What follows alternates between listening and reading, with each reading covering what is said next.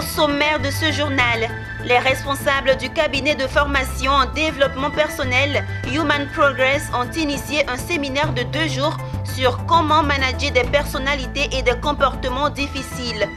Et puis dans le secteur de l'éducation, la maison d'édition Bayard Afrique a lancé ses nouveaux magazines pour enfants.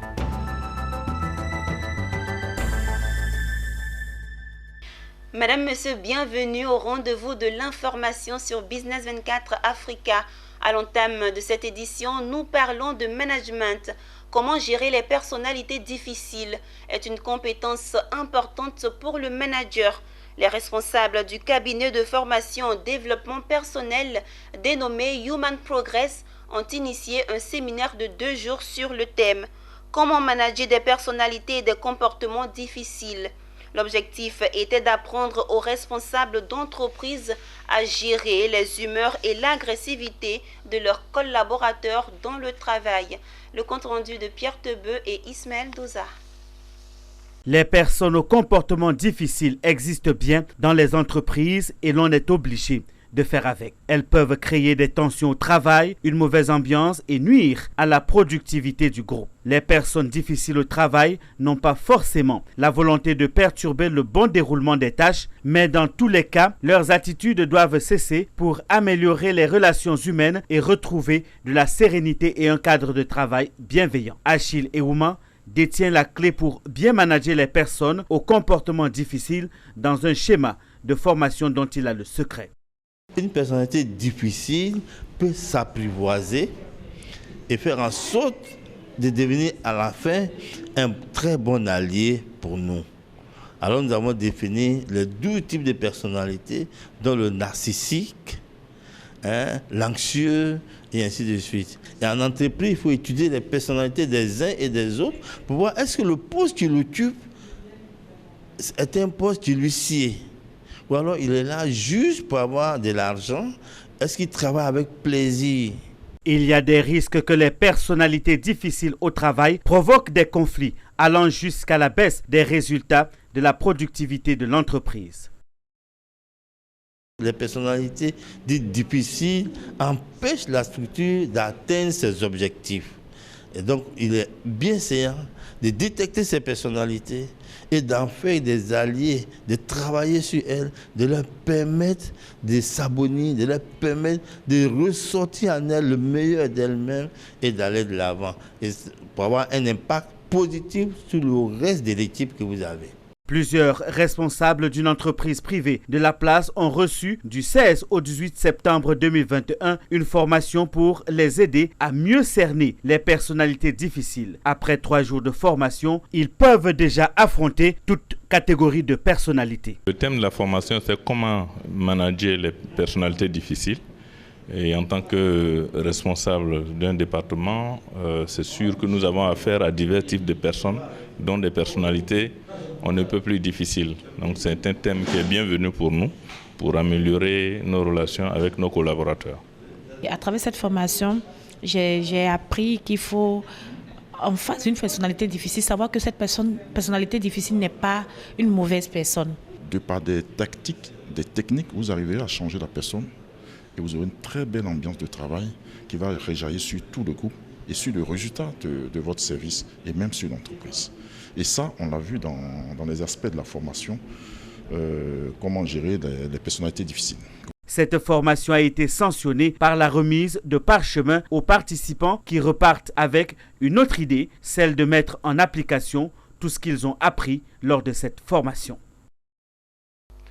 Parlons éducation à présent.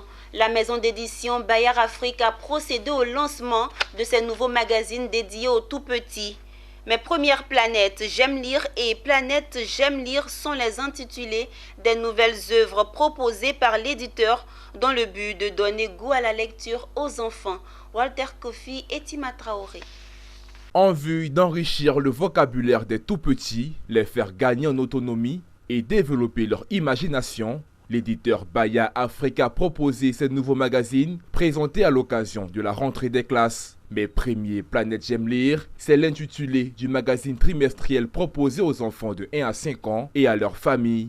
Construit autour du lien parents-enfants, ce livre se compose d'histoires, de jeux et d'images captivantes en vue de développer le vocabulaire et la concentration des tout-petits. L'autre nouveauté présentée ce jour était le nouveau format Planète J'aime lire, un mensuel destiné aux enfants de 5 à 10 ans avec pour objectif d'aider les enfants à mieux lire. Pour donner le goût de la lecture aux enfants, on a plusieurs piliers, plusieurs méthodes. D'abord, on pense qu'il faut proposer des histoires intéressantes, fortes, ancrées dans notre quotidien, tout en permettant de développer l'imaginaire de nos enfants.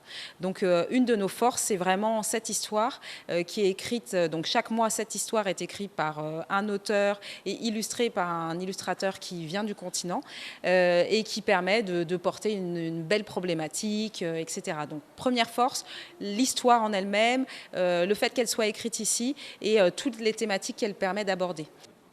Nous abordons les thèmes pédagogiques, les thèmes d'intérêt public, parce qu'il y a des questions qui sont des questions utiles, et puis il y a des questions utilitaires plutôt, puis il y a des questions ludiques. Donc réussir à la fois à amuser les enfants, tout en leur indiquant de bonnes voies sur des questions pratiques de la vie de tous les jours. Les magazines de Bayard Afrique sont vendus dans les librairies et dans les kiosques à journaux au prix de 2000 francs CFA. Dans sa stratégie de vente, le groupe positionne ce livre dans des points de vente inhabituels tels que les supermarchés, les stations-service et les pharmacies pour sortir des rayons classiques et toucher le maximum de lecteurs. À cela, il faut ajouter une formule d'abonnement et une ouverture sur d'autres formats. Nous avons vraiment cet ancrage également au papier, à ramener justement nos lecteurs et à la demande même des parents, rester sur ce format assez print.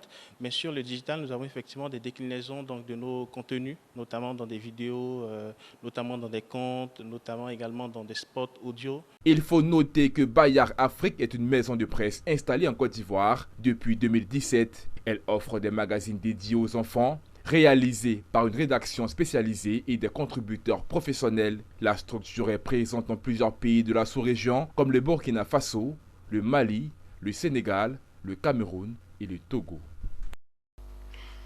Dans le but d'aider les démunis et les pauvres, le groupe de prière Arbre de Vie s'est mué en ONG du même nom.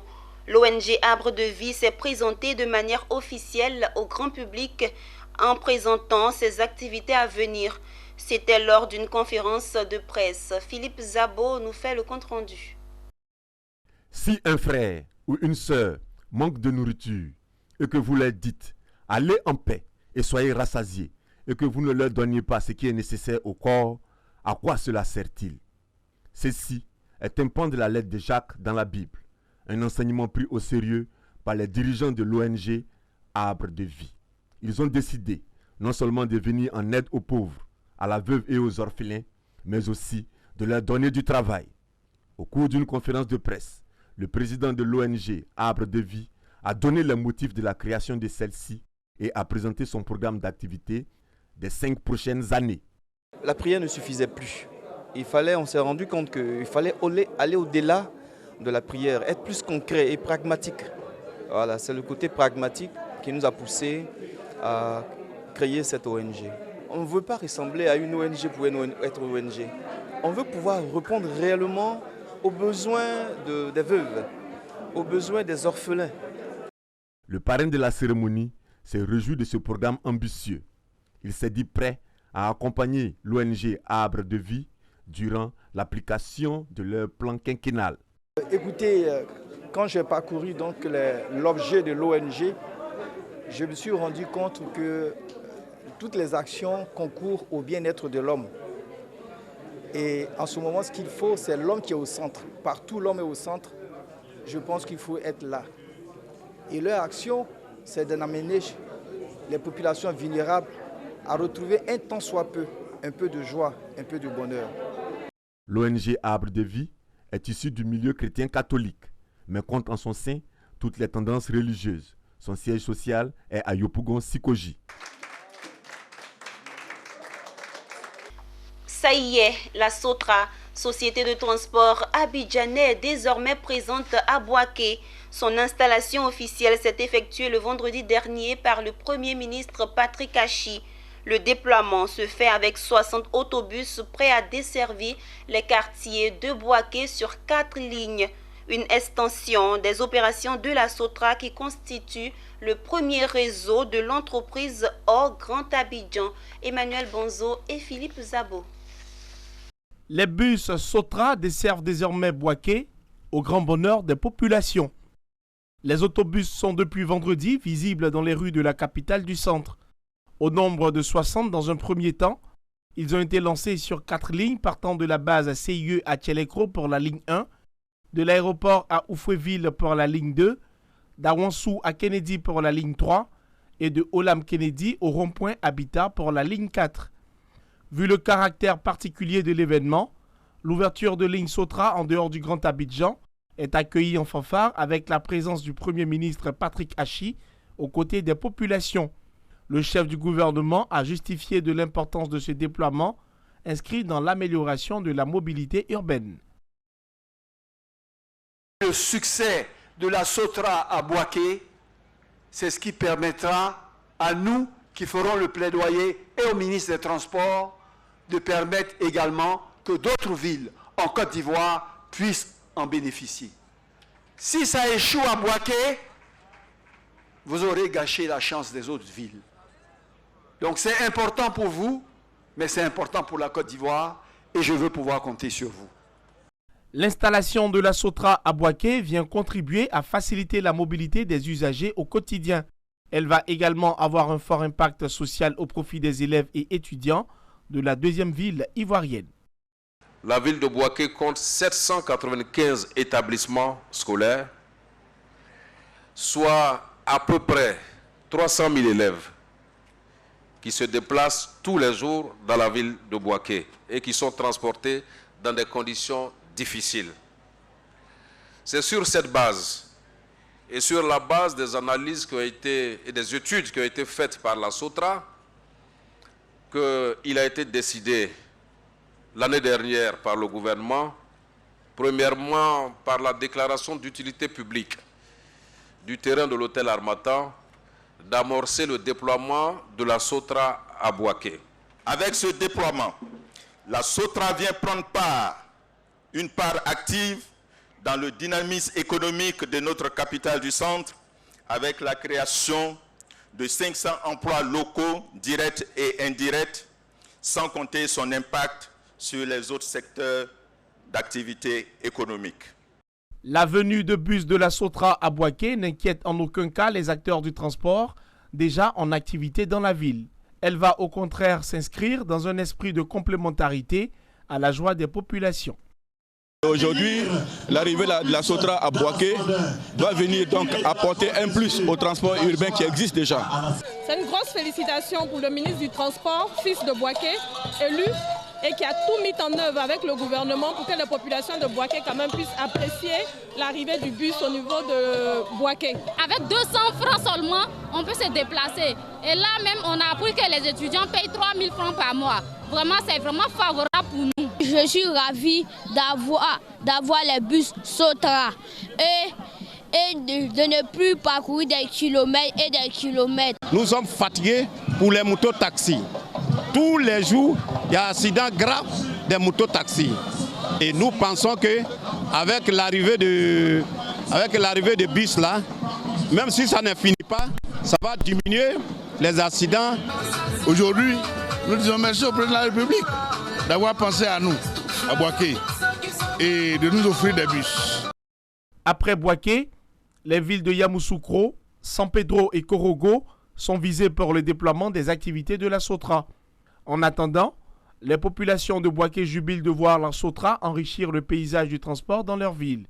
À l'horizon 2023, le parc de la Sotra de Bouaké sera porté à 400 autobus pour desservir 10 lignes pour une création de plus de 3000 emplois directs et indirects. Récemment, le Bureau ivoirien des droits d'auteur, Burida, a signé une convention de collaboration avec la mairie de Boisflé.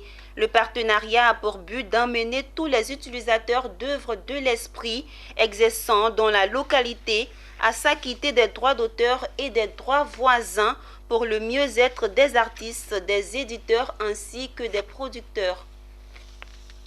Cette signature de convention s'inscrit dans le cadre de l'exécution de l'action 1 de l'axe 2 intitulé « Élargir l'assiette de la perception en vue d'accroître les ressources ». Il s'agit d'un plan d'action stratégique initié par la Direction générale du Burida et adopté par le Conseil de gestion et de restructuration en mars 2020.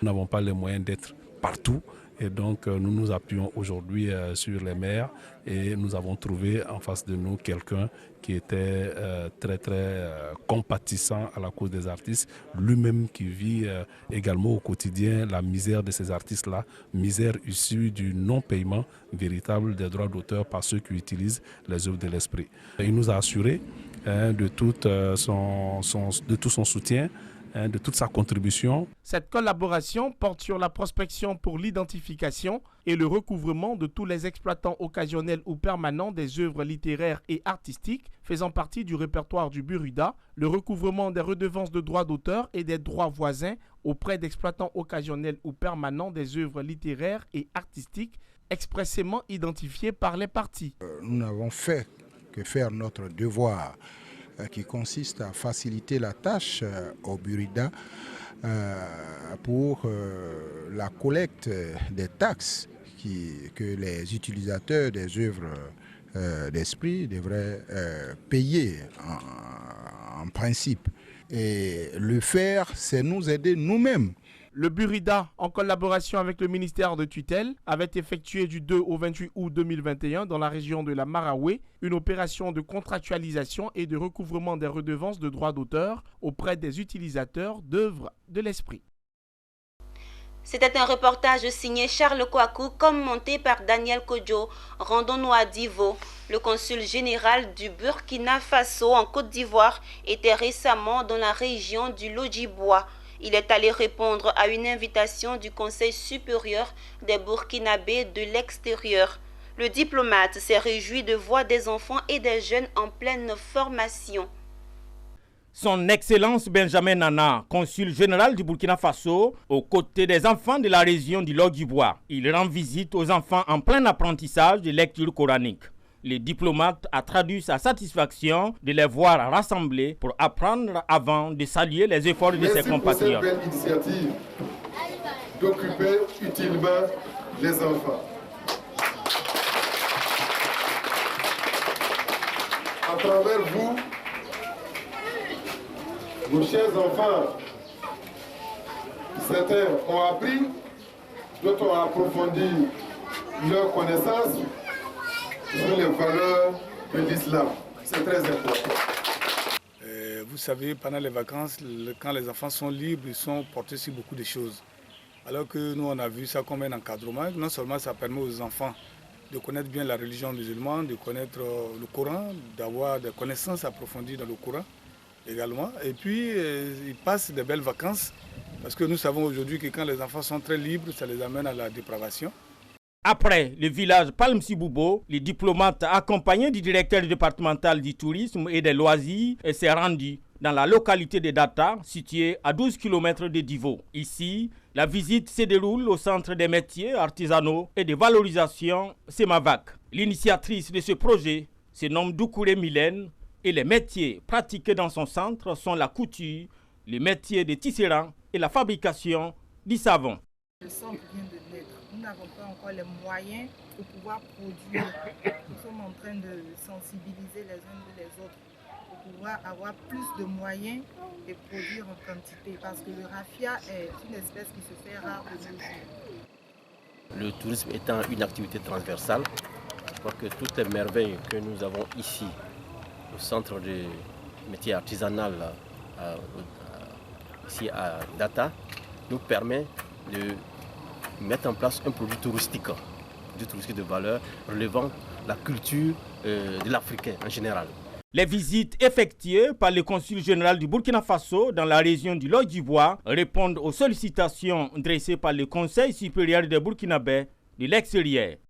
Le consul du Burkina Faso en Côte d'Ivoire s'est félicité de sa visite effectuée dans la région du Lodjibois. Il répare en promettant de transmettre fidèlement son constat et les doléances des populations à l'ambassadeur du Burkina Faso en Côte d'Ivoire, son Excellence Mahamoudou Zongo.